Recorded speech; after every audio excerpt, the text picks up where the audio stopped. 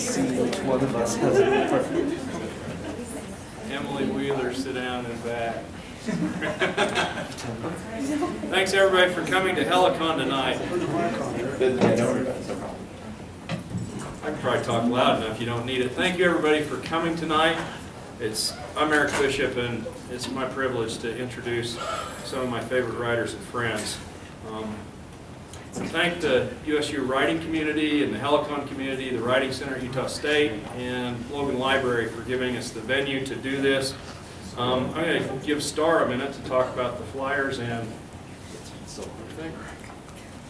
Okay, so Helicon West broadsides. Remember that if you read something at Helicon West, you have the opportunity to submit your work for publication. Brian, wave your hand. He creates these broadsides for us, the Helicon West community broadsides. On this one we have Cassandra Payne and Jay Anderson, and we have artwork by Holland, Larson, and those are all students at USU. And we also publish just anybody. You don't have to be a student. You can be, I don't know, you could be a professional writer possibly and get published, but you have to really pull some strings. And then this is our event for tonight, the League of Utah Writers, that our friend Eric is going to introduce. And then next time, Chad Van Zanten is going to read, so you all have to come back for that.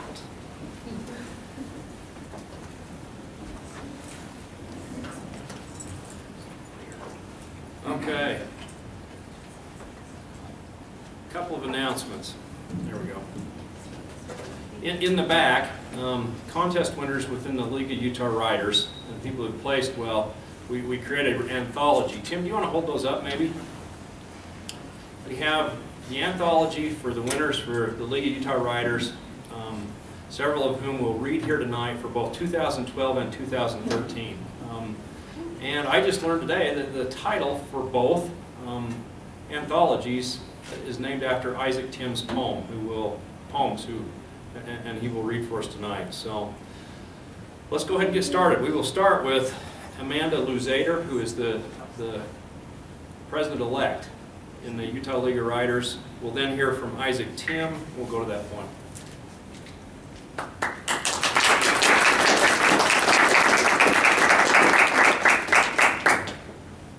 All right, does this? It's so good. Between places. Jessie knew before I did. As soon as the door opened, she told me later. Mom came home early that day, headed straight for her bedroom without noticing us. All three of us girls followed her, and we watched as she rummaged through her dresser. She unearthed a cigarette, must have squirreled it away back when she quit smoking. It quivered between her lips as she lit up. She closed her eyes, took a long drag, holding the burn inside for a moment before releasing it in a slow, smoky sigh. And then I knew too. 7 jobs in 2 years. A week later, I found myself in the back seat of our old Chevy with my older sister Jessie on one side and my younger sister Liza on the other. Our feet competed for space amongst the duffel bags and grocery sacks in which we packed our possessions. How long are we going to stay there? Liza, she was 5, had sunk in her seat until her seatbelt rode near her armpits. Not long, Mom answered, just while we're in between places. How come you're not staying? Liza kept asking this as if she hoped the answer might change. Mom sighed, I need some time alone to figure things out. You guys shouldn't have to deal with my problems. Where will you go, Jessie asked. I don't know, maybe California, along the coast. The sun was settling behind the mountains when our car finally hiccuped over the train tracks near Grandma and Grandpa's house. Can we ride the train to come see you, I asked. I won't be gone that long, Mom said. I looked at her eyes through the rearview mirror. She stared at the road. Besides, she said, these tracks aren't used by passenger trains anymore. They're for freight. What's freight? Liza asked. Like baggage, Jessie said, clothes and stuff. Could be anything, really, Mom said. Anything that needs to get somewhere. When we arrived, Grandma hugged us at the door, a cough drop clicking against her teeth as she rolled it from cheek to cheek. While Grandpa went to get our things, Grandma told us where we'd be sleeping. Since Liza was the youngest, she would sleep upstairs in case she got scared. Jessie and I would share the guest room in the basement. You'll have to make your own beds, Grandma said. My hip's too bad to go downstairs anymore. Jessie and I raced downstairs to inspect our new room. Jessie was 2 years older than me, but she never acted bossy. Before we reached the bottom step, we were already pretending to be roommates, renting our first place. Jessie was only my half-sister, but she seemed more than whole to me. I didn't even mind sharing the bed with her. The room smelled like an old library stocked with potatoes. A water pipe ran along one wall, and when it sang, I'd wrap my hand around it to see if the water was hot or cold. The carpet was pink, and wood paneling lined the walls. Jessie and I were trying out the bed when Mom appeared in the doorway, purse in one hand, keys in the other. "This will be nice." Mom looked around as though she'd never seen the room before. "I'm about to go," she said. "Come give me a hug." Jessie scampered over, but I didn't move. "Aren't you going to hug me goodbye?" she asked with one arm draped over Jessie. I crawled off the bed and hugged her tightly at her waist. I kept hugging and hugging until she pried me away. "Tell me when you're coming back," I said. Mom looked up and considered this. "August 20th, she said. "I'll be back the 20th. After she left, I begged Grandma to get the calendar down. The 20th was nearly 6 weeks away. "I'm going to mark each day until she comes back," I said. "No, I am," Jessie said. "What about me?" Liza asked. Grandma found 3 different colored pens, red for me, blue for Jessie, and green for Liza, and every morning we'd each cross the day off. While we kept careful track of the days, it was harder to track the smaller units of time. Grandma and Grandpa didn't use clocks. I never even saw one in the house. Instead, they listened for train whistles. The trains told us when it was time for lunch and dinner. A whistle call late in the afternoon told Grandpa to stop working, and the train that chased the sunlight signaled bedtime. The red eye came through around 6 a.m., and though I seldom heard it, it woke Grandma and Grandpa each day. We were accustomed to finding them dressed and waiting for us in the kitchen when we finally rolled out of bed. One morning I awoke alone. Jessie was already up. The white curtains glowed with sunlight as birds whistled outside. I lay wrapped in the quilt, wondering where Mom was and what she was doing. I pictured her at the beach, wind blowing her wavy hair as she waded into the ocean. As I daydreamed, I suddenly saw a man's face. He was in the paneling next to the light switch. The wood grain swirled perfectly to outline his rounded beard and a pointy nose. His frown and droopy eyes made him look sad, as though he hadn't wanted to be part of the wood paneling in a dank basement. I felt like crying. Out of all the things he could have been, a throne, a rocking horse, a nativity set, he was nothing more than a spot on the wall. At first I'd have to search for his face, but after a few weeks I couldn't not see him. I'd squint to change it back to wood grain, but when I left the room, his eyes followed me. On August 13th, I walked upstairs to find Jessie helping Grandma fry eggs. Grandpa had his reading glasses on and was perusing the paper. Liza sat in a chair kicking the table. I went to the calendar with my red pen, as I did each morning. Liza's green X's had stopped appearing weeks ago, and Jessie's blue marks stopped shortly after that, making it my job to mark the days. By that time, Mom's phone calls had dwindled from every day to every other day, and then down to once a week. But as I crossed off the day, I noticed the date boldly circled in 3 different colors was only a week away. I sat in a chair next to Liza and stared out the window at the distant miles of train tracks passing through the fields. I always hoped to see a train while we were waiting for breakfast, but I never did. My grandparents said the trains always stayed on schedule.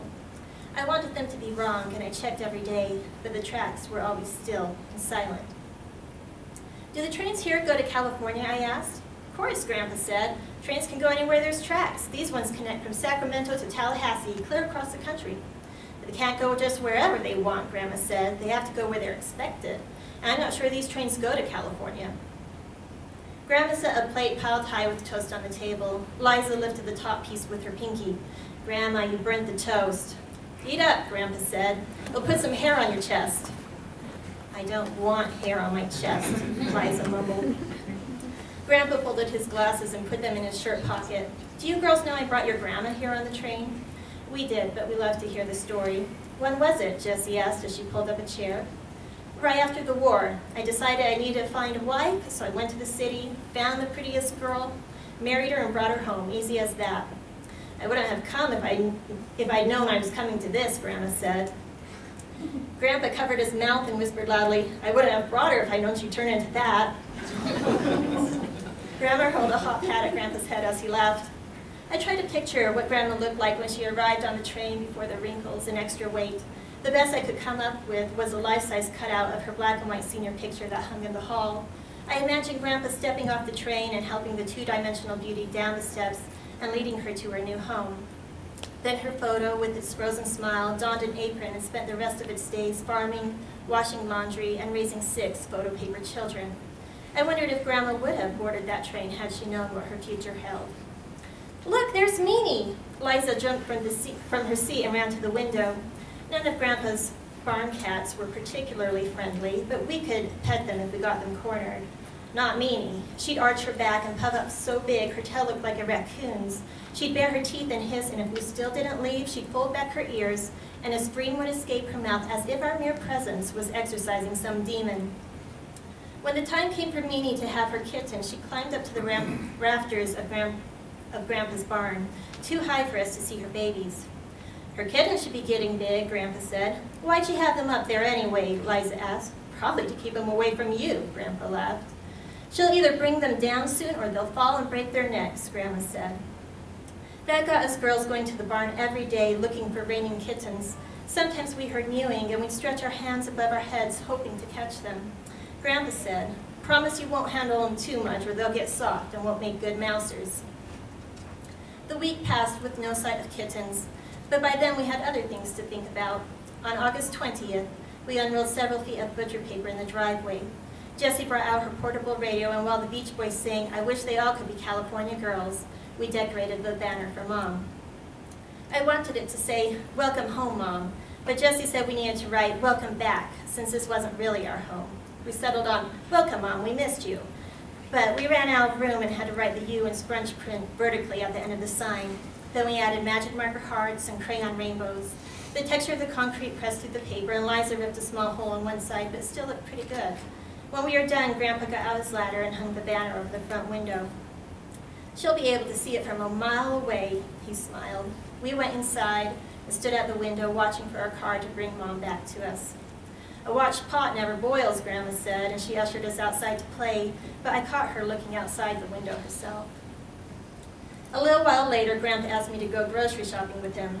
"What should we get for dinner to celebrate?" he asked as he pushed the cart. I almost said sausage dogs because they're my favorite, but instead I decided to get Mom's favorites, ribs, corn on the cob, and a nice big watermelon. Long after the evening train's whistle sounded, we waited on the couch with our pajamas on and teeth brushed. Grandma sat in her rocking chair holding the old rotary phone on her lap as the chirps of crickets floated through the window. Liza's eyes were already drooping. "Guess we ought to get you girls to bed," Grandpa said. Jessie and I looked to Grandma as Grandpa carried Liza to her room. "Well, who knows when she'll get here," Grandma said. "Just go to bed and we'll have breakfast together in the morning." We went downstairs and lay in bed. I tried to stay awake in the darkness, straining to hear the car or the front door, but I fell asleep. Jessie and I woke up at about the same time. We looked at each other and then flew upstairs, but we only saw Grandma and Grandpa. "She isn't here," Grandma said. The wrinkles on her face looked deeper. She wrung a tissue in her hands. "I just hope she's held up somewhere, not in some accident." It rained that day in swollen drops. Water emptied from the rain spout like a faucet. Jessie, Liza, and I stood in Grandma's living room at the window, watching the rain and checking the road. The rain made the ink on our banner swirl and drip like colored tears. Behind us, Grandma gazed over our heads and out the window. Then she walked away silently and appeared outside, in the rain and without her jacket. She swatted at the banner with her broom. Her underarms shook. The paper ripped, wrapped around the broom, and fell to the ground. Grandma looked up at the window. We made eye contact for just a moment, then she turned to come inside. The 3 of us met her at the door. She stepped back when she saw us. The rain had drenched her. I could see her bra through her plaid shirt. She stepped past us, still holding the broom. "We'll make a new one tomorrow," she said. I kept marking the calendar. I couldn't shake the feeling that if one of us didn't cross off the days, Mom would never come back. A few days after the rainstorm, we were playing Uno downstairs. I came up to get some graham crackers and overheard Grandma speaking sharply on the phone. "School's starting. You can't be like that when you have kids. They need stability." I ran back down the stairs, jumping over the last 3 steps. "Grandma's talking to Mom." I turned and raced up the stairs with my sisters at my heels. Grandma was pacing with the receiver. She walked 5 steps before the cord reached its limit, then she turned and walked the opposite way. She didn't notice us until she nearly collided with Liza. "Call me tomorrow, we'll figure it out. Your girls want to talk to you." Grandma handed the receiver to Liza. "Hi, Mommy," she said cheerfully, and without a pause told Mom about the kittens in the barn. "Where's she been?" I asked Grandma. I'd had a nightmare that Mom had driven our old Chevy off a cliff and into the Pacific Ocean. Grandma shook her head. "She's just been busy, nothing to worry about." Jessie took her turn next. After they talked a while, Jessie handed the phone to me. "Hello?" "Hi, sweetie, how you doing?" I wrapped the phone cord around my pinky. "Fine." I knew you'd have so much fun, but I miss you so much. I can't wait to see you girls again." "When are you coming back?" "Shoot, honey, I can't really talk anymore. I'll call back tomorrow. Love you, bye." The phone clicked before I got to say goodbye. I stared at the receiver a moment, and when I looked up, I saw Grandma watching me. She took the handset and placed it on the cradle. "She sure seemed to miss you." Grandma smiled, but her eyes didn't wrinkle the way they normally did. It'll only be a couple more days now. When the train whistle blew for supper that evening, we sat down to a meal of ribs, corn on the cob, and watermelon for dessert. After dinner, I went to my room to put my shoes on so I could check the barn for kittens. As I was leaving, the wood grain man caught my eye. Though I heard nothing, I sensed him calling me. Jessie walked in and caught me staring at him. "What are you doing?" "Who's that crazy artist that cut off his ear?" "Van Gogh?" "Yeah, this looks like his face." She moved beside me and faced the wall. "I don't see anything." I pointed. "It's right here. See, his face is turned like this." I lowered my eyebrows and frowned. "You don't see it?" Jessie shook her head and walked out. The man was emboldened, nearly coming out of the wall. I found a pencil and traced his lines, pressing so hard that lead dust sprinkled to the floor. I scratched the wood grain over and over, bringing to life his eyes, mouth, nose, and especially his one ear. When I finished, you couldn't tell I traced it. It looked like something an adult had drawn, like a Van Gogh. I stepped back and admired him. He wasn't just part of the wall anymore. He was somebody. Next to the face, I signed my name in big capital letters, knowing that Jessie couldn't miss him now. I went outside to get her and found her in front of Grandpa's barn. I forgot the drawing when I saw her cradling 2 kittens. "You caught them?" The kitten struggled in Jessie's arms. "Here," she said, "take one." "Hi there, little kitty. What's your name?" I cut my hands under the kitten's creamy fur, holding him close to my stomach. She purred and rubbed against my hand. Even though she had the same markings, it was hard to believe something so precious came from an animal so vile as old Mimi. I wondered if Mimi had once been like the kitten, and if the kitten was destined to be like Mimi. I remembered what Grandpa had said about not handling the kittens too much or they wouldn't be good mousers. I stroked the kitten and rubbed my cheek against her fur. "I don't care if you are a lousy mouser," I told her as I carried her back to the house. I slipped off my shoes and then lying on our bed, I dangled my hair in front of the kitten and laughed as she swatted it. Liza heard me and ran in. "A kitten?" She gasped and jumped on the bed. I scooped the kitten up. "You can play with her when I'm done." She watched as I caressed the kitten's head. "Can I have a turn now?" "Not yet." I nuzzled her nose, rubbed under her chin. "You're not supposed to have pets in the house," she said. "Shut up, Liza. When do I get to have a turn?" I rubbed the cat's ears, twirled her tail around my finger. Liza sighed and stamped out of the room. As soon as she left, the kitten began mewing. She slipped through my arms and jumped onto the bed, where she assumed a very strange stance. Uh-oh. I smelled it before I saw it. On the bedspread, my grandmother, with her arthritic hip, loomed at the doorway. "Get that cow up here before I wring its little neck." Grandma turned to leave the room, but as she did, she saw it, my masterpiece, my Van Gogh. I watched her fingers curl into fists. She pounded the wall 3 times. "Damn it, damn it, damn it!"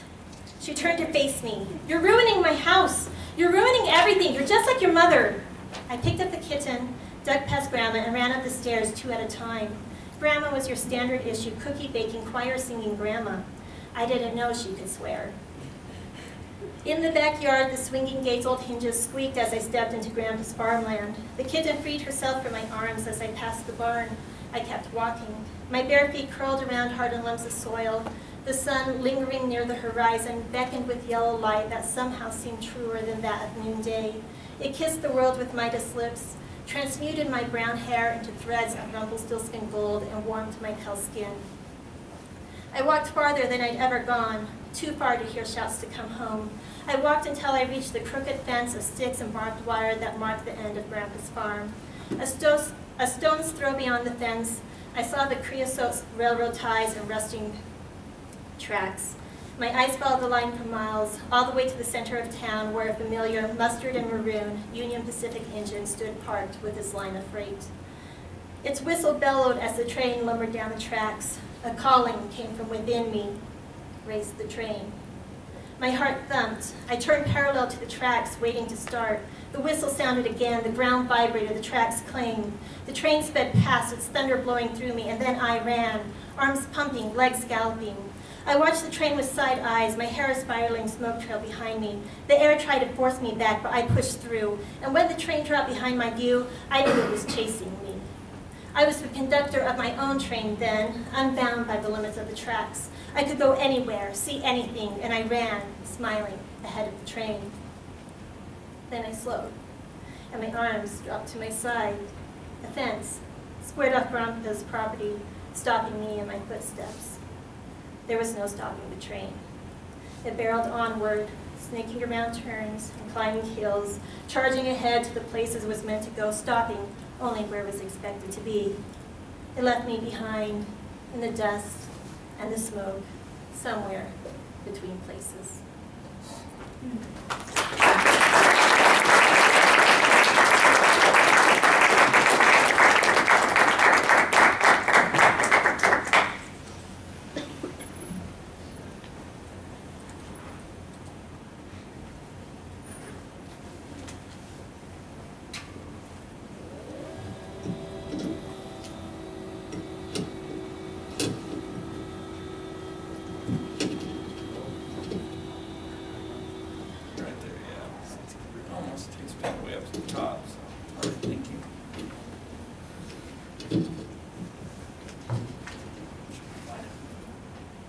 Hello. This is my first poem called 14 Days of Rain. College of the Redwoods, huddled under a balcony, I drag off my cigarette, watch a flock of robins hop in the rain, as I dream of a frozen December when I held you near the window and saw the moon reflected on the icy parking lot. I flip a butt, it sails into a bucket like a down biplane. A robin makes a sound of crackling paper as it shakes water from its feathers. This relationship happened too fast, you said as you peeked around the door frame and told me I couldn't come in. First exile, then second kicked from my home. I stared at the asphalt of the Cedar City convenience store, waiting for a Greyhound to take me to Eureka. The bench paint cracked and dust rolled in from Milford. I rolled north to Salt Lake City, then to Oakland, pressed to the window by a fat man who barked about a rambling ranch house he'd buy in Carson City.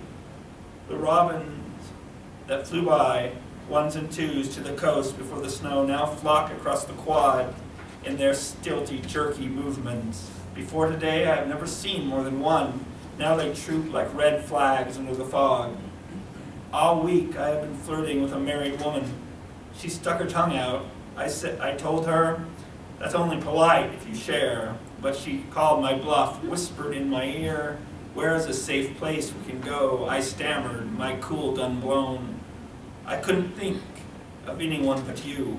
She smirked, disappeared, damp cloth clinging to her shoulders as she faded in the rain. A robin gives regard with bean black eyes, tears a worm in two.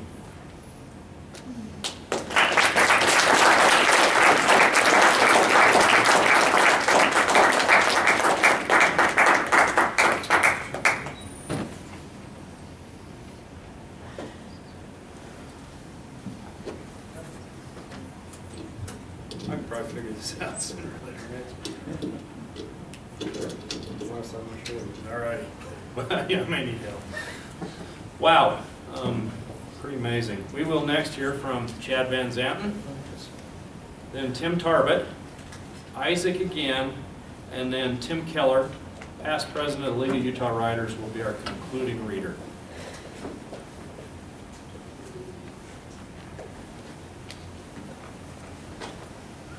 Hello.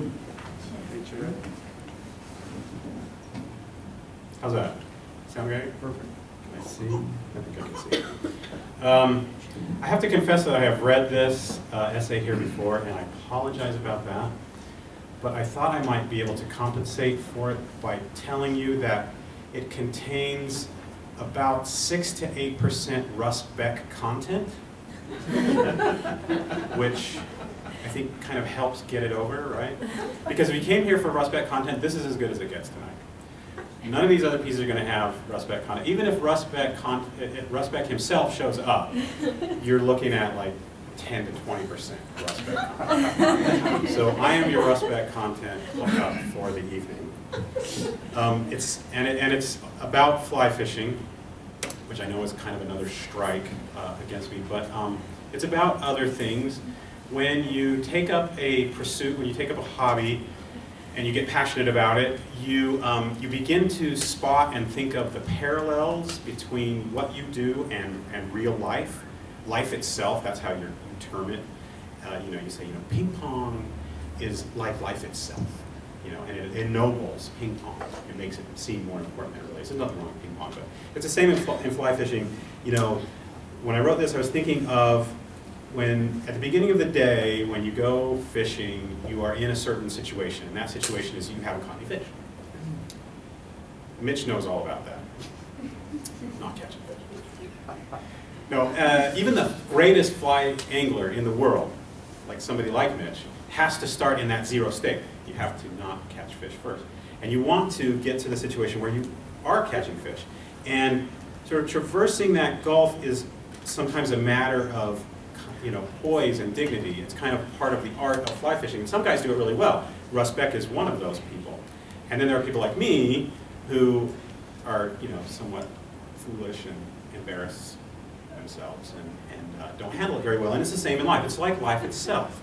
When you're in a certain place and you want to get to another place, sometimes it's a matter of patience and graciousness rather than trying to force something to happen or imposing your will on the world. And so maybe I don't have to read this anymore because I've told you what it's about, but it's not very long. I'll read it. It's about fly fishing. It's about other things. It's about Russ Beck.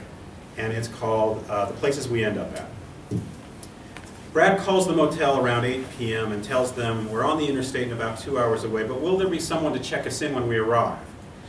I should mention my use of the word motel in this case is generous. We're heading to a cluster of frowsy cabins out back of an old roadside stopover. It doesn't matter whether it was originally a gas station that became a gift shop or a gift shop that became a convenience store, because it is now all of those things.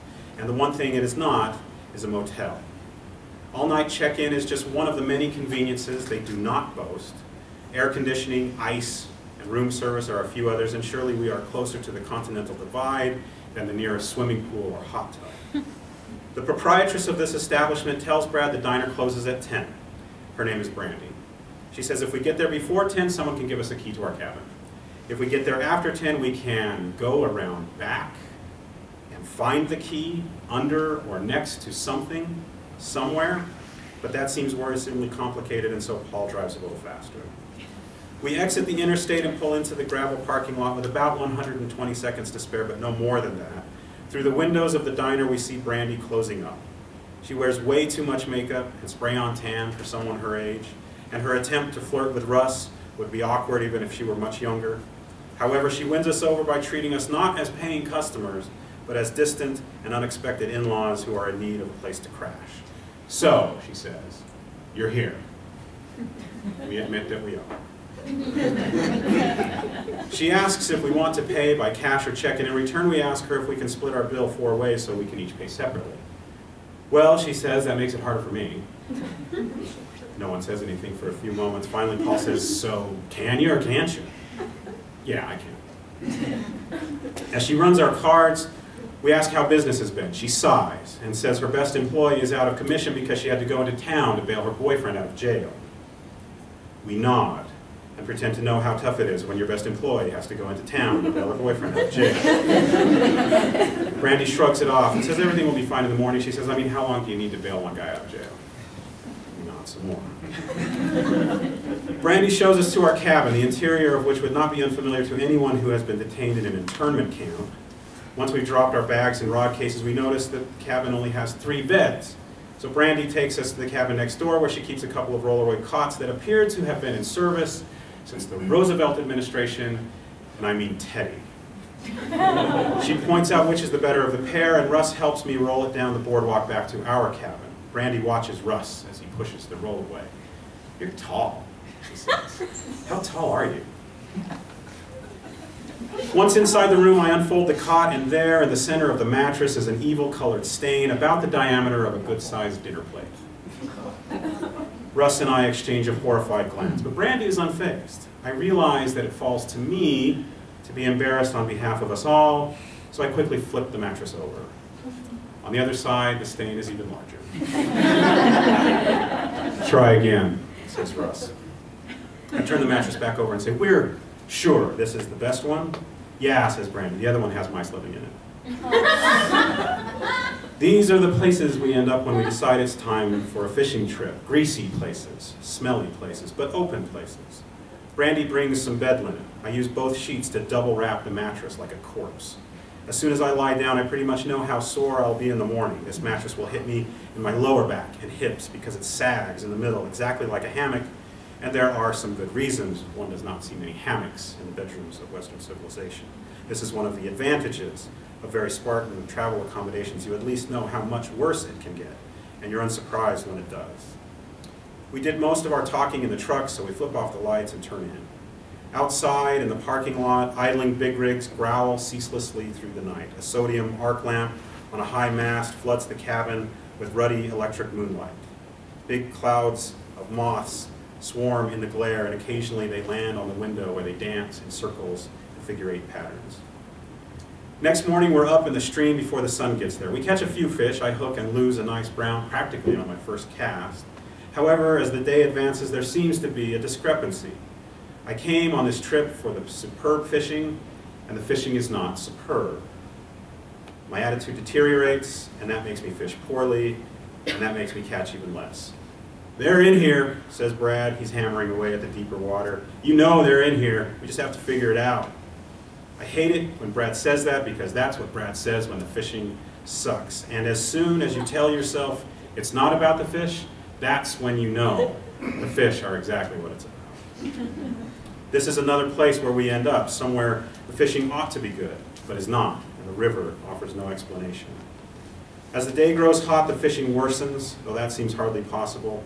Russ and I fish a brushy, technical stretch of stream, breathtaking for its potential, but we catch nothing. Brad and Paul's afternoon is much the same, so we take a break and eat some lunch. Paul drives us around the countryside to reconnoiter various other waterways, and we even stop to visit with some landowners for local intel. I fall asleep in the truck a couple of times. Evening comes and it cools off.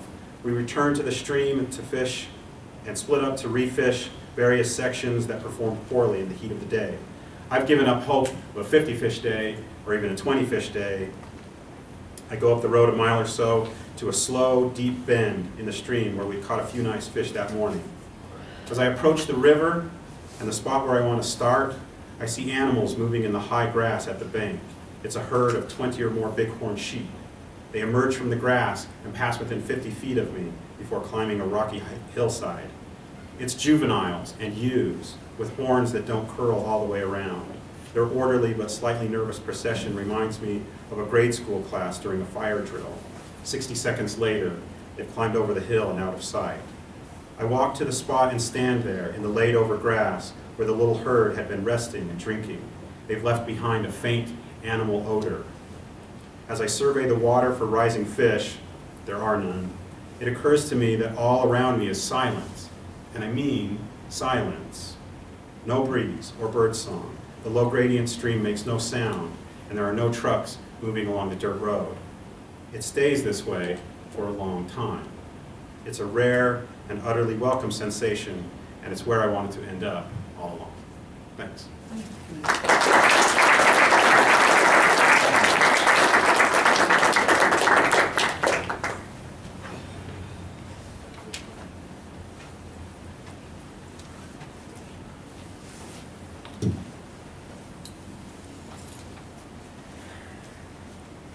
Kat had to be put down today. She was the only other female in my squad. The brass isn't so high and mighty about gender roles when you're a weaver, I guess. Us weavers are an unusual group. The eggheads call us subspatial string manipulators. We call each other weavers. The rest of the troops just call us creepy. Not that they're entirely wrong to, I guess. It'd be bad for morale if they called us creepers, though. We were heading along an abandoned highway, Route 304. There were a lot of abandoned vehicles, plenty of places to take cover, or to set up an ambush.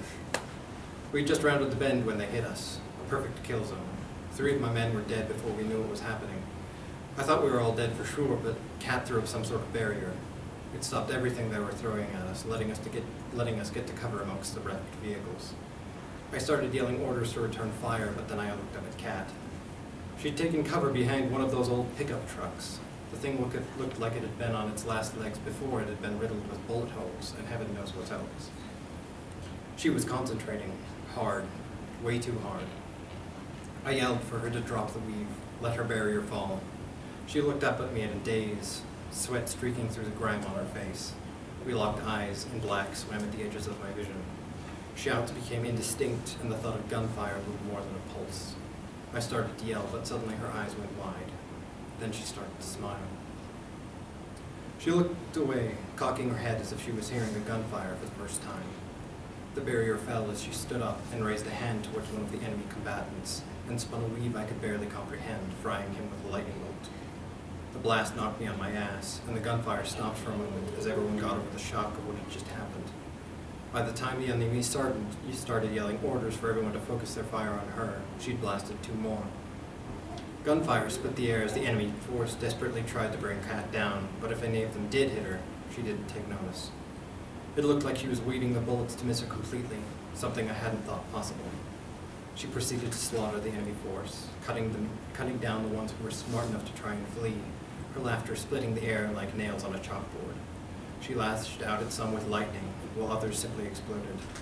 One of my men screamed. He was being dangled from his feet by a 7-meter tentacle. A clawed, dripping hand grasped my ankle when I tried to run at him, sending me sprawling in the dirt. I yanked my pistol from its holster and sent 3 rounds into the dark under the vehicle I'd taken cover behind. Something in the darkness there squealed. Cat always did have a very potent imagination.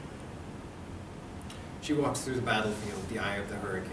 She danced to the tune of drying men's screams, destruction falling where she pointed, nightmares following on her heels. I thought she was going to kill us all when a bullet tore through her shoulder. She staggered back and looked around. A sandy-haired man, couldn't have been older than 20, stood holding a heavy caliber pistol. A red Greek trident stood out on his shoulder. He fired again, guiding his shot with a weave. Cat grinned as the round bent around her and shattered a window. She closed the distance as he fired again and again, each shot, bending around her hit the vehicles behind her. When his pistol locked open, he dropped it and ran at Cat. He jumped and snapped out a kick, but she slipped out of the way. When he hit the ground, he rolled to his feet, weaving a machete into existence. The weave was sloppy. The blade wavered, and beads of sweat stood out on the man's forehead. He swung at her, lashing out again and again, but she just laughed, keeping just out of his reach. The man growled. She toyed with the men at school this way, teasing them with her phone number. He roared, throwing all of his weight behind his machete. Cat simply snapped her arm up, and the machete hit her arm like a block of wood. She grinned at the man's surprise and drove a fist through his skull. The headless corpse jerked and tumbled stiffly backwards, trailing crimson through the air. By the time he hit the ground, she'd already forgotten about him. She held her hand up, watched the gore run down her arm. I glanced at my pistol. It seemed better, somehow. More personal than the rifles we use. I raised my weapon and aimed at the woman I'd known since college. She cocked her head, still smiling, and raised her arm in response. The machete was still lodged in it. She was still smiling when I weaved a bullet between her eyes. Cat's head snapped back from the impact, and she stumbled, trying to regain her balance. I don't know why I could hit her and the other guy couldn't. Maybe she was tired. Maybe she was so far gone that she didn't understand what was happening anymore. She probably just didn't expect her best friend to try and kill her. I fired, weaving this one into her chest. I fired again and again, tears blurring my vision. I forced each to hit her ruined body, guiding the bullets with my weaves. I emptied my mag into her before she finally hit the ground. I stood there a moment before my knees gave out, the last of my shots ringing in my ears. The rest of the battlefield was silent.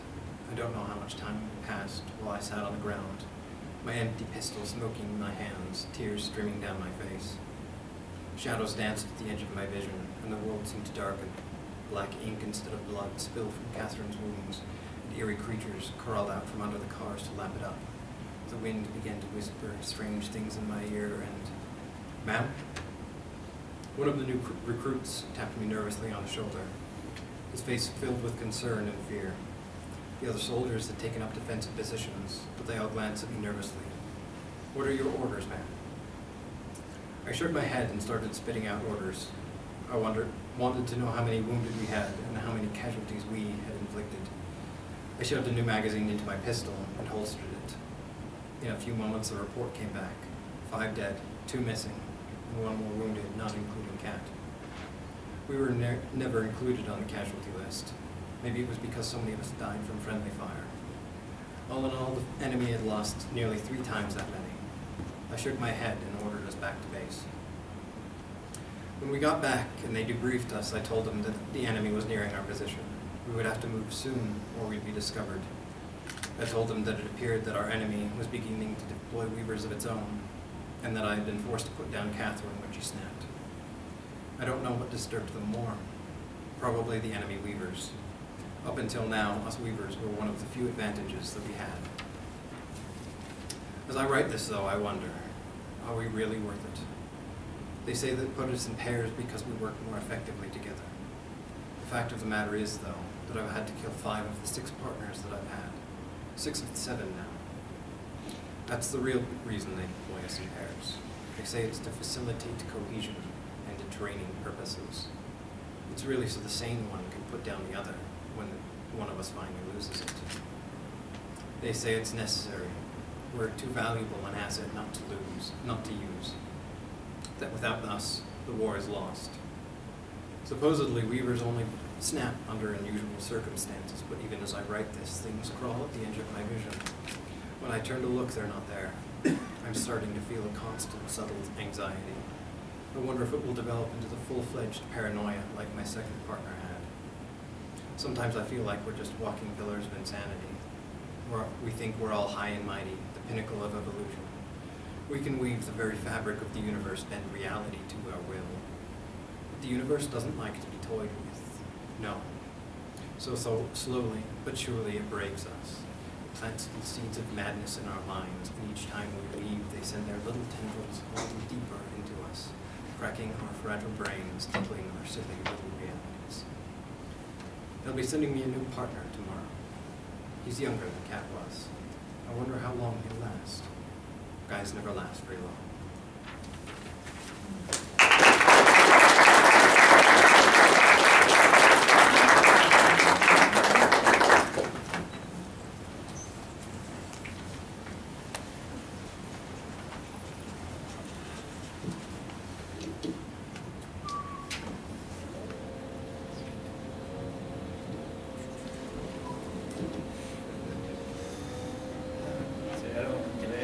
I just did get this.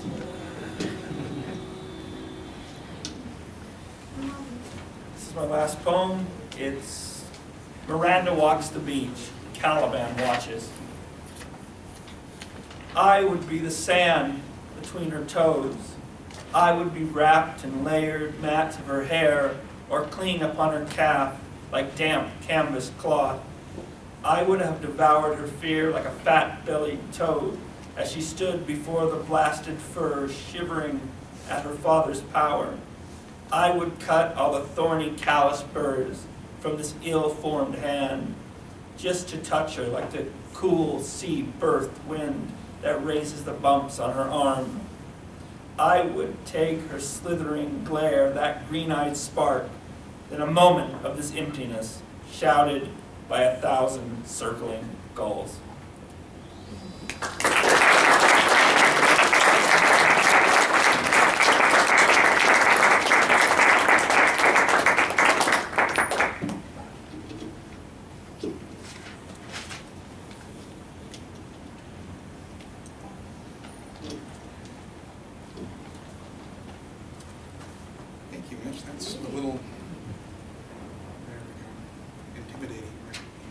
Kind of draws focus, but just even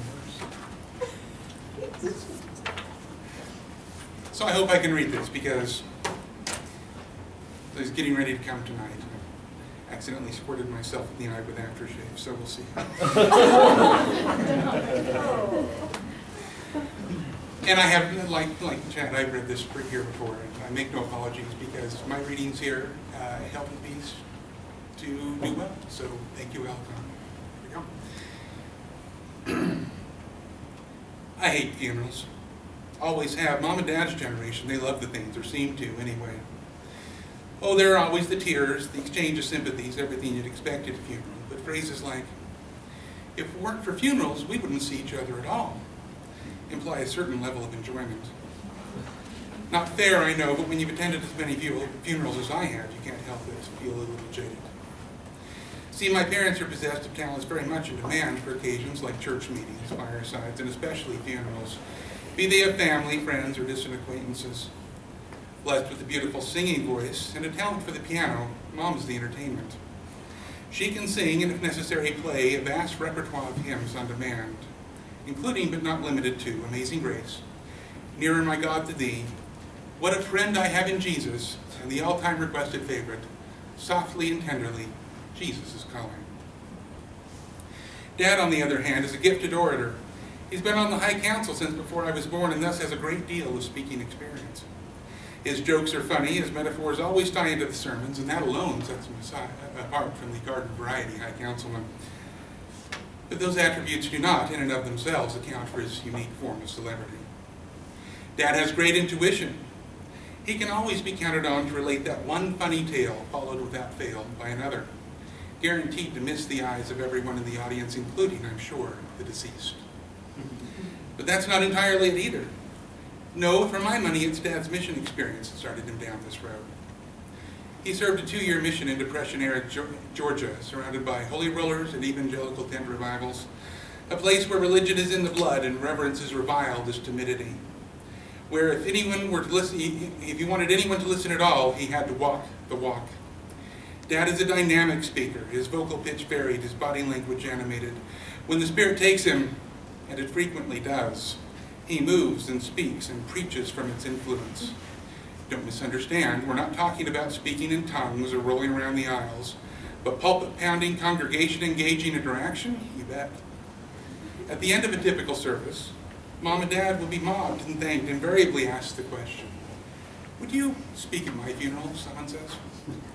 Of course they say yes.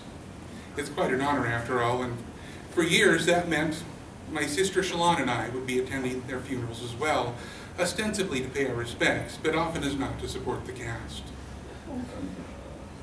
When adulthood arrived, my sister and I finally felt strong enough to beg off.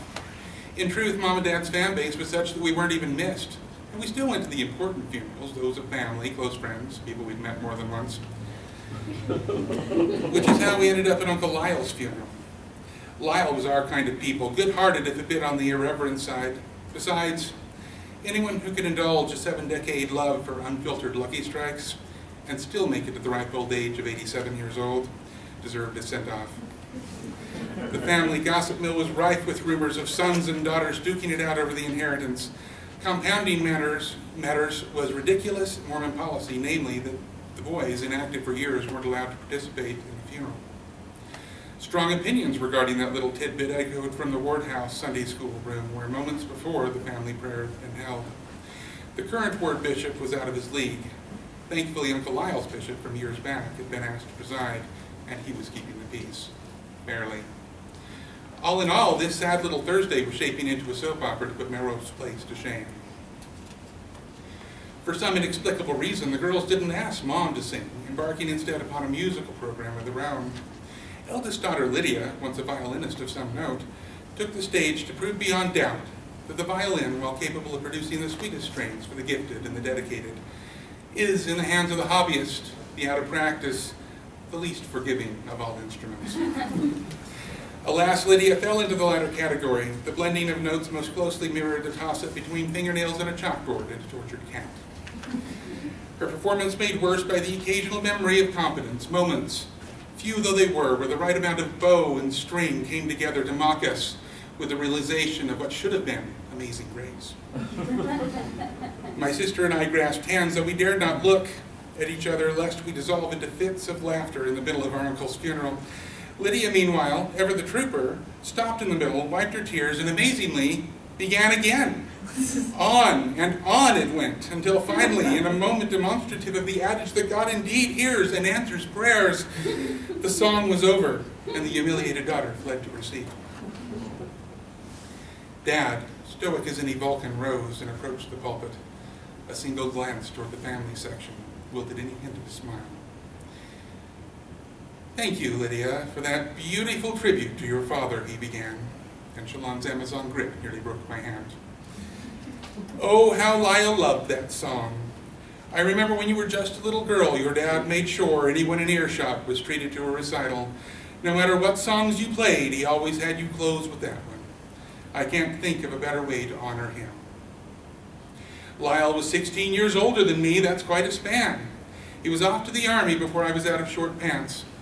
He also worked in the Forest Service and as a stevedore in Washington, so he didn't get home very often. Every time he saw me, though, he smiled like I was the most important person in the world. Lyle would have... Dad stopped, and gazed toward the back of the chapel. The congregation turned, half expecting to see Lyle himself.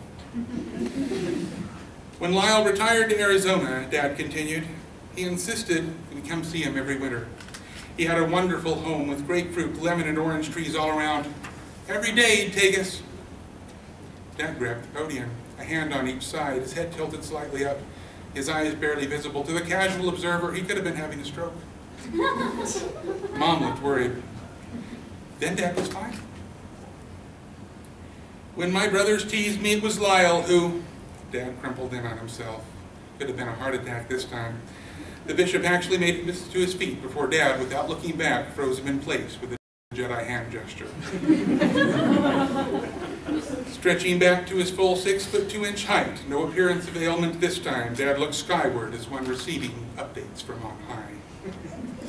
Then, clearly in possession of new programming, he leveled a now fiery gaze on the congregation, and Shalon and I knew Uncle Lyle's send-off was about to take a detour. "You know," Dad began, "I hate sea discord and nastiness on the day we gather to honor Lyle's life." "Hate it!" reverberated through the chapel. "Rancor seeps into the hearts not only of the angry, but of everyone around. Seeps into the hearts and the minds of good people, tempting folks to laugh at pain or take the Lord's name in vain, even at a family prayer, and it grows. It grows until soon even the house of the Lord is rife with its stench, and we will not have it." Dad's palm slapped the pulpit for emphasis. "Not on the day your father goes to his beloved bride." We'll adjourn to the graveside shortly, where I would like you, Lydia, again to play that beautiful song. Collie will present a wonderful life sketch, and you boys, Dad challenged, eyes blazing, ears red, his finger pointed right at the family section, there's a little money.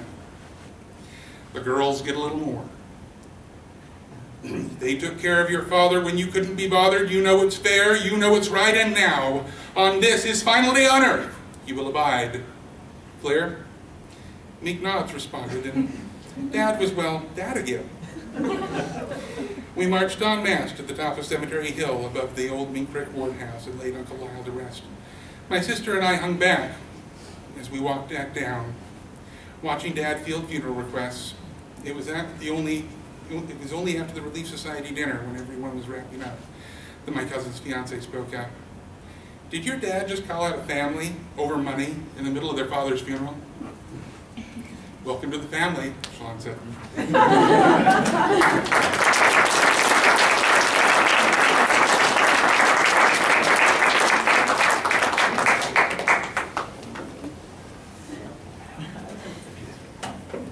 Let's have another round of applause for Isaac Tim, Chad Van Zandt, Tim Tarbett, Tim Keller, and Amanda Luzader.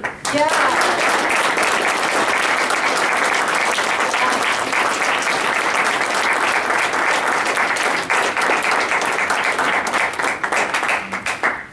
I just noticed notice there are 3 combinations of the word Tim, and that it held me up for a second.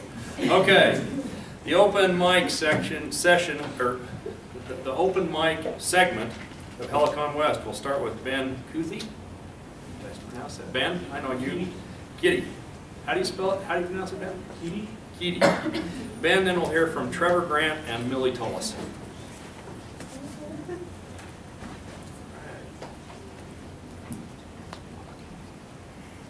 This is kind of intimidating. My wife and I stepped up to the painted shoe imprints, indicating where to stand. The ski chair swung around on the pull wheel, slow and grinding toward us. We bent our knees to get scooped up. The chair hit the back of my thighs and I stumbled while trying to sit, causing the chair to swing forward in an exaggerated movement. Neither of us were graceful, but then again, we didn't get on chairlifts very often. The chair bounced as it hoisted us higher. Before long, the sound from the vibrations and the people talking faded away. Almost magically, the world turned serene. Without distractions, my mind turned inward. If I pick my nose and I get in an accident, would the airbag kill me, or would I just end up with one giant nostril? It would be pretty embarrassing walking around with a stretched out nostril. Everybody on scene would know what happened. I guess it would be funny for the responders. I noticed a smudge in my sleeve. I need to make more laundry soap when I get home. I can't believe Steven said the store-bought stuff was better. The stuff I make doesn't have chemical scents. It's natural. Maybe he'll change his mind when he moves out and has to buy his own stuff. He can think what he wants. It's his opinion, but he's wrong. The noise and vibrations from the lift increased as we approached the support tower. The brats in front of us laughed and swung their legs. The cable made our chair bounce in unison with theirs. Passing in our support tower, the cable made an intermittent grating that reverberated through our chair. Seconds later, the vibration and noise faded away. The bouncing stopped and we floated higher between the trees. The tree growth was thicker in this part of the track, and we were as high as the treetops. I wonder if the trees are happy. Maybe they are happy, but they would be happier someplace else. If they could, would they move someplace warmer or wetter? Or would they rather be here since they're cold weather trees? Oh, there I go, anthropomorphizing again. The chair passed close to a tree. A string of silver plastic beads hung from an outstretched branch, almost within arm's reach. It looked like the tree was trying to give them to us. Look, anal beads, I said. Lori let out a snort. Those are Mardi Gras beads. I interlaced my fingers with hers and gave a squeeze. It depends on where they are.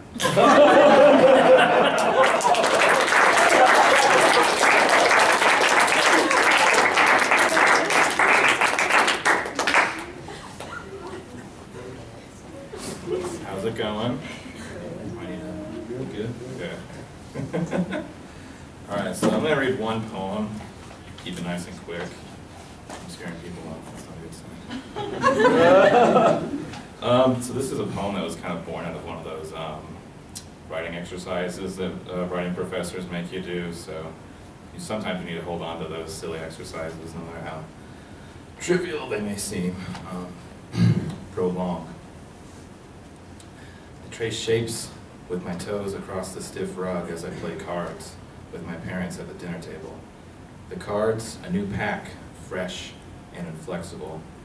Outside, the snow struggles to settle and not melt as the sun speaks its placid epigraph. In the kitchen, I see the stark remains of Christmas dinner, the smell of ham still tugging the corners of the air. I see the rosy edge of the bone reaching out through the tender flesh, the glint of the roasting pan and the high-grade carving knife. A knife not unlike the one I once held to the cold stretch of flesh that housed my veins as I lay crashed on a lonely bathroom floor, too choked by silence to conjure any tears, too tainted with self-hatred to make the cut. A knife that, though cheap, was sharp enough to crudely unstitch the fibers of my wrist, and if I just dug deep enough, scrape the marrow of my vessel clean. Now I find that same sharpness on the edge of a playing card, probing for a soft spot across the edge of my thumb. When my turn comes again, I discard without hesitation, not wishing to prolong the pain.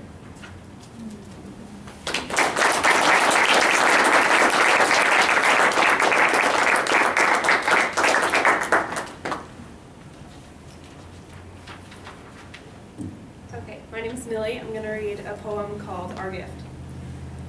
Last night, curled inside the shield of your body, I dreamed that I peed on a stick. The plus sign made me cry. I was dry brittle when I told you about our baby, growing deep already, eating my liver and spleen. I said, "Do you want it then?" And you said, "What, to keep?" And I laughed. Dried leaves broke under our feet, and I said, "Well, I don't." And you said, "I guess I can find some room for it." Then I felt, oh, so beautifully skinny again.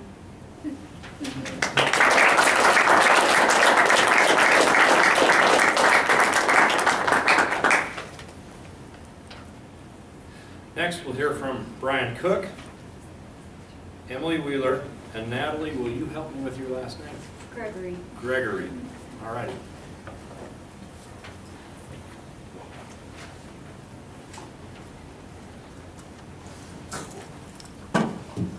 Hello, everyone. I just have one short poem today. I wrote this and I didn't know why I was writing it, but I think after thinking about it, it has a lot to do with what I'm writing right now for my thesis. And one big part is dealing with the suicide that happened in Ogden and a lot of how the community and family members tried to hide it and tried to keep things secret and tried to not let the news get out. And it's been a little depressing, but I think this stemmed from there. So this is called Sidewalk Cracks. Black spindles through cement, negative space carved from ice, age. They make jagged faces, armless people walking below businessmen, souls in stilettos.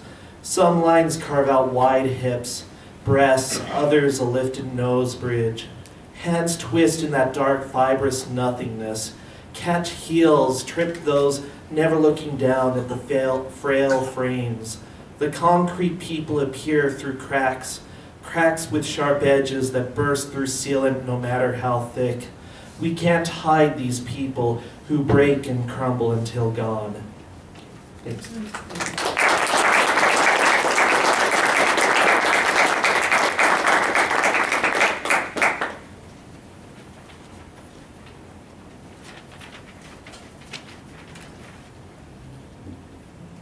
Shorter.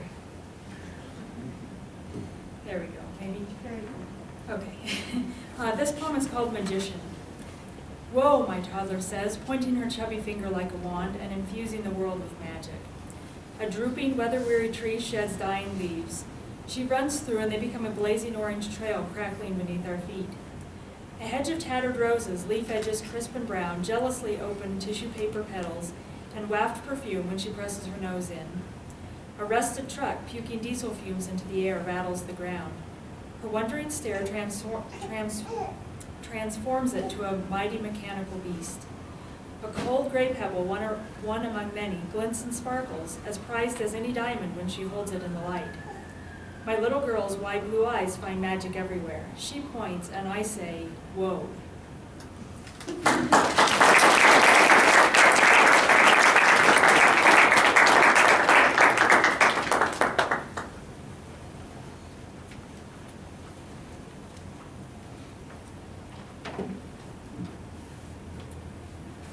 This is the first time I've given this poem voice, so if I stumble, I apologize right now. Red Day. 4:23 blares red on the clock tucked into the corner, hidden from the sensitive sleeper, sharer of my bed. Mommy senses tingling. Something is wrong.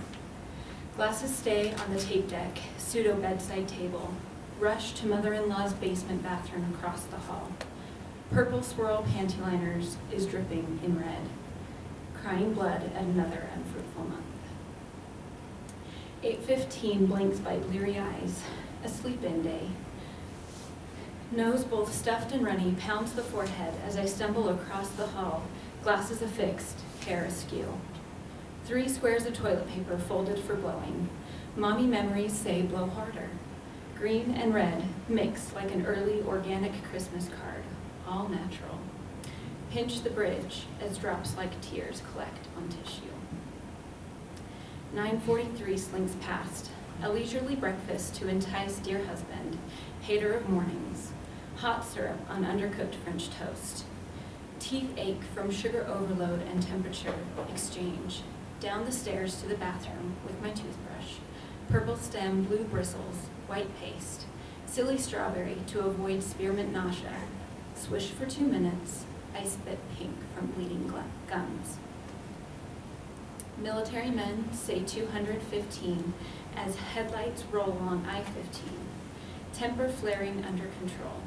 Sister-in-law induced temper flare comes to Buble. Small cities fly by, green name cards announce each. Farewell Clinton, Roy, and Brigham. Silence bleeds between driver and me, masked by radio. Orange warning lights flash the message. Drive consciously, limit driving, red air day.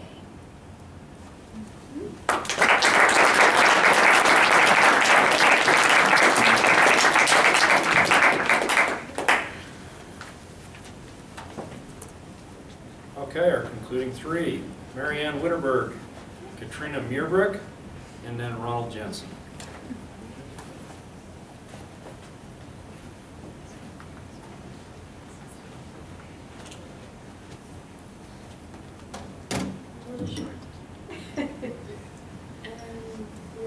Yeah, tip that, just tip that down. Just the mic itself. Yeah, there. Okay.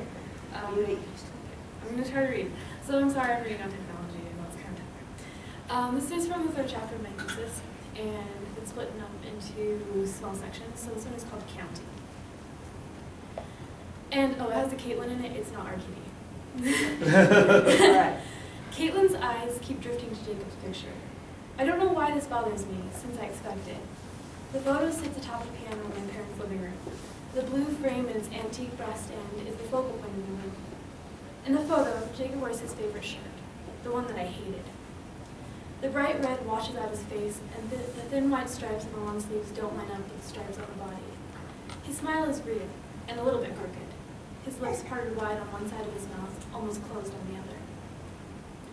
Although pointed at the camera, his gray blue eyes seem to look at something beyond it. Mom notices Caitlin's glasses. Oh, that's our son that passed away, Jacob. Didn't Marianne tell you about him? My face warms and my toes grasp at the pile of carpet. This is the moment I've been dreading since Mom first insisted I ask my roommates to come for Sunday dinner. At the beginning of the semester, when Caitlin and January asked me how many siblings I had, I said 12, without thinking. But when they asked for names and ages, I said Jacob is 17, even though he will always be 14 in my head. Because if I said Jacob would be 17, January would raise her eyebrows, and Caitlin would ask what happened, and I would have to tell them. He accidentally shot himself. But I would mumble the accidentally, because I don't even know what I mean by accidentally. Through dinner, Caitlin counted my siblings on her fingers, tapping each finger, stopping when she touched her right thumb a second time. Her lips pulled into a light brown, and she started again. As Mom tells her about Jacob, Caitlin's face relaxes. She says, "I am so sorry," but her eyes say, "Mystery solved." After a game of apples to apples, my 5 roommates drive away in Caitlin's car, and I stay to help with the dishes. I move the soft sponge into circular patterns, scrubbing tomato stains from white plates. I let my mind go blank like the clean ceramic I stack in the dishwasher. Let myself forget this evening and listen to the sounds around me. Scrub, swish, scrub, clink. So when I walk into my apartment, minutes before midnight curfew, I don't expect Caitlin and January to be sitting at the kitchen table waiting up for me. The single bulb from the open kitchen throws an eerie light in the dark front room. So, when you said you had 12 siblings, you were counting yourself? Caitlin runs a fingernail along the cracked edges of the wooden table. No, I say, flopping onto the sofa arm and gripping the backrest for balance. You know he doesn't count now, right? Caitlin looks up. January nods, her red hair catching the light. You've got to quit telling people you have 12 siblings. It's kind of a lot. He's still my brother, I say through clenched teeth. I plant my feet into the commercial-style carpet and fold my arms. But he's not alive, Caitlin emphasizes the last word. You can tell people you have 11 siblings. That still sounds impressive. Caitlin's smart, a nursing major and a straight-A student, but she's wrong about this. Words clog my esophagus and push up my tongue, but I keep my mouth closed. Let it go, I tell myself. I can't make it seem like I did in Dr. Cannon's political geography class last summer. We've been discussing population trends throughout the world. How some nations limit births and some encourage them, depending on their population issues.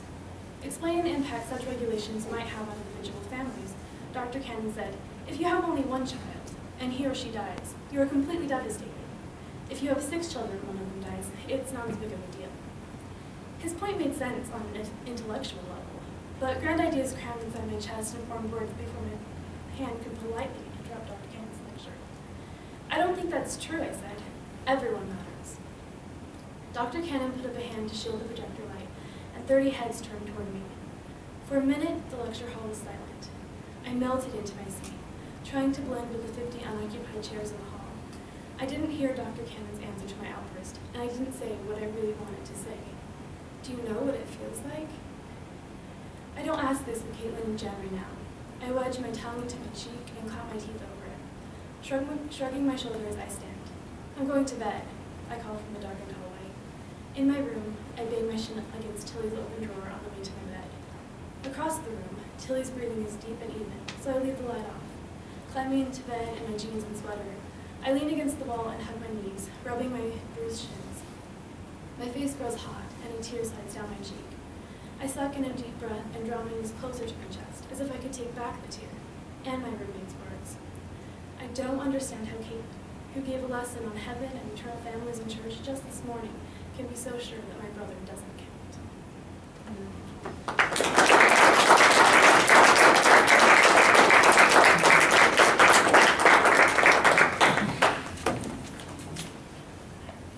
You're right, this is weird. Okay. Oh man, I'm so scared. Okay, if it sucks, just clap anyway. Alright. Okay, it doesn't have a title, I don't know what it is. Okay. I sat on the couch cross-legged, facing him. It was Sunday night, and his apartment was mostly empty except the 20-something balding roommate who was singing off-key in his room. Jack placed his hand on my knee. Remember how we talked about how we can tell each other stuff that might bug us to avoid fights and resentment? Jack started, his words coated with caution. Fuck me, he's such a girl about stuff. But I recalled the last time a conversation started out like this, so I nodded in agreement so he could see I was acknowledging his feelings. He started again. Okay. And remember how we decided we were only saying things not to hurt the other person's feelings, but just to be more understanding? This conversation blows. You suck at hugging, he blurted. Wait, what? Is that possible? I questioned in disbelief because I genuinely didn't think hugging was a talent and that I didn't have it. Yes, he shot back ever too quickly. It's totally possible and you suck so bad at it. You stand on your tiptoes and you put your head as far away from me as possible so you're leaning away from me and my chin is on your shoulder and it's weird and totally not intimate at all. His arms demonstrated awkwardly. And you never want to cuddle. I'm a cuddler. I like cuddling, and you always refuse to cuddle with me. What girl doesn't like to cuddle? Every girl I've ever dated likes cuddling. Jack stared at me wide-eyed and confused. I interrupted him with a hand up in the air. Okay, now the word cuddle is starting to sound weird because you said it so many times. Listen, cuddle, cuddle, cuddle. Seriously right now? I'm sure his eyelids lowered in annoyance when he said this, but I was too preoccupied with my newfound fascination. Can you not hear that? It's more and more weird every time. Your tongue is like, what the fuck am I doing? What a weird word. I drew my attention back to Grumpy Jack. Did you forget to take your pills today? Jack served his retort as flat as the earth in the 17th century. Cuddle. Oh, whoa. Not cool. Hate when you use that against me. It's annoying. I snapped. He rolled his eyes. I gave in first. Okay, fine, I admitted. I'll try to be a better hugger. But no guarantee on the cuddle thing, I just don't like it.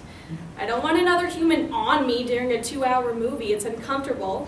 And then you hate it when I'm fidgety and tell me to stop scratching my nose, but then I start thinking about it and it gets all tickly and it itches more and it's a vicious cycle. People with anxiety don't like to cuddle. I thought I had defended my disdain for cuddling quite nicely until...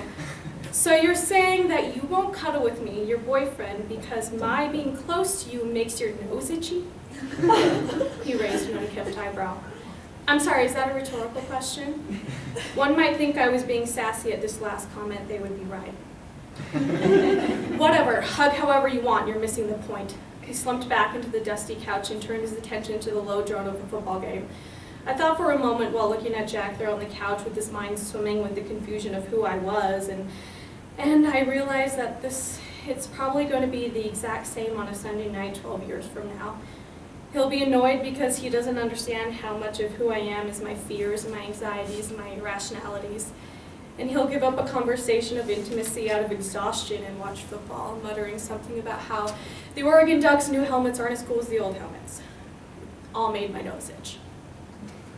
But no one had ever loved me before despite my irrationalities, and I figured if I let that go, I would never find it again.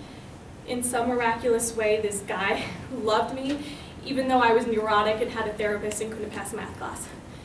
Sure, my thoughtless strings of incoherent dialogue and constant rotations of my mind are at first entertaining, energetic, and kind of adorable, but soon people get tired and confused, and people don't want to spend 4 hours in a grocery store trying to get me to stop crying and hyperventilating about which brand of tortilla chips to buy. And Jack may not have understood it or liked it, but he tolerated it, and he loved me. The problem was I didn't love him. I let go of the person that loved me, and even though I didn't love him, I let go of the security of being adored and wanted, of the willingness for someone to bank the rest of their life on me. I knew that I might not ever find someone blind enough to ever take me on in my entirety again. Of all the panic attacks and traffic jams, or dealing with the side effects of all the pills, or the fact that I literally can never find my keys. And I don't know, maybe there's a sort of beauty in that. A beauty in that I can wait for the weird and plausible occurrence that someone might actually understand all of that, and out of mere happenstance, that someone's a man. And maybe I could have that kind of thing I never felt with Jack, like looking at someone and wonder how anything else could ever matter. That if this one thing was out of your life, you could undoubtedly sink like a rock and never breathe joy again. Do people feel like that for other people? Or for some people is love just the acceptance that this person will be around for a long time? I've decided either way, I'll just chance it without Jack. Please.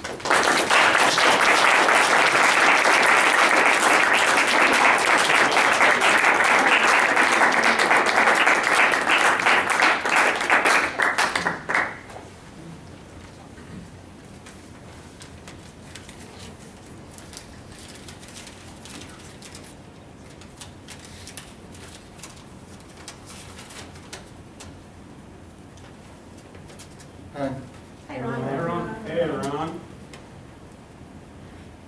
Alright. Look at that guy looking at me. He has his nice eyes for me to see. He has a nice smile. I'll tell you this. Sometimes I feel like giving him a kiss. He has a nice shirt. He has nice shoes. I love him so. What's the use? The two of us, my lifelong feature. I'm a student. He's a teacher. From a book called Faith. I was shocked to hear that he passed away. And I heard the news and thought, no way. I enjoyed knowing you when I job at school. You brightened up my day. You were so cool. You could sing at the 5th grade talent show. You sounded like you could earn dough. Now you were seen with the angels above. And let it be known, you are loved. Yeah. Thank you.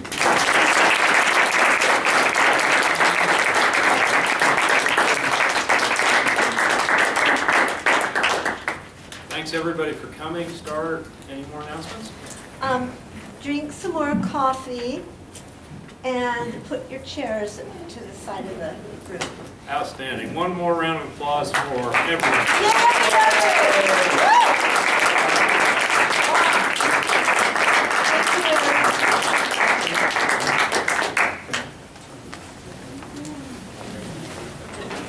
Good job, guys. Martha.